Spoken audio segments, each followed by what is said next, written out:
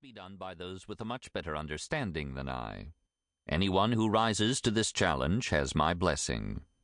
I have, however, also rethought the entire notion of worldview. What is it, really? There have been challenges to the definition I gave in 1976 and left unchanged in the 1988 and 1997 editions. Is it not too intellectual? Isn't a worldview more unconscious than conscious? Why does it begin with abstract ontology, the notion of being, instead of the more personal question of epistemology, how we know? Don't we first need to have our knowledge justified before we can make claims about the nature of ultimate reality? Isn't my definition of worldview dependent on 19th century German idealism, or perhaps the truth of the Christian worldview itself? What about the role of behavior in forming or assessing or even identifying one's worldview? Doesn't postmodernism undermine the very notion of worldview? I have taken these challenges to heart. The result is twofold. First is a book that is being published by InterVarsity Press at the same time as this edition. In Naming the Elephant, Worldview as a Concept, I address a host of issues surrounding the concept of worldview. Readers who are interested in the intellectual tool that is being used in this book will find it analyzed at much greater depth there. I have been greatly aided in this by the work of David Naugel, professor of philosophy at Dallas Baptist University. In Worldview, the History of a Concept, he surveys the origin, development, and various versions of the concept from Immanuel Kant to Arthur Holmes and beyond, and he presents his own definition of the Christian worldview.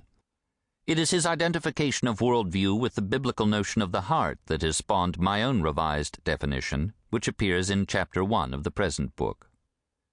Readers of any of the first three editions will note that the new definition does three things. First, it shifts the focus from a worldview as a set of presuppositions to a commitment, a fundamental orientation of the heart, giving more emphasis to the pre-theoretical roots of the intellect. Second, it expands the way worldviews are expressed, adding to a set of presuppositions the notion of story. Third, it makes more explicit that the deepest root of a worldview is its commitment to and understanding of the really real. Fourth, it acknowledges the role of behavior in assessing what anyone's worldview actually is. Nonetheless, most of the analysis of the first three editions of The Universe Next Door remains the same. Only occasional changes have been made in the presentation and analysis of the first 6 of the 8 worldviews examined. It is my hope that with the refined definition and these modest revisions, the powerful nature of every worldview will be more fully evident. The continued interest of readers in this book, however, continues to surprise and please me. It has been translated into 15 languages, and each year it finds its way into the hands of many students at the behest of professors in courses as widely divergent as apologetics, history, English literature, introduction to religion, introduction to philosophy, and even one on the human dimensions of science. Such a range of interests suggests that one of the assumptions on which the book is based is indeed true. The most fundamental issues we as human beings need to consider have no departmental boundaries. What is prime reality? Is it God or the cosmos? What is a human being? What happens at death? How should we then live? These questions are as relevant to literature as to psychology, to religion as to science. On one issue I remain constant. I am convinced that for any of us to be fully conscious intellectually, we should not only be able to detect the worldviews of others, but be aware of our own, why it is ours, and why in light of so many options we think it is true.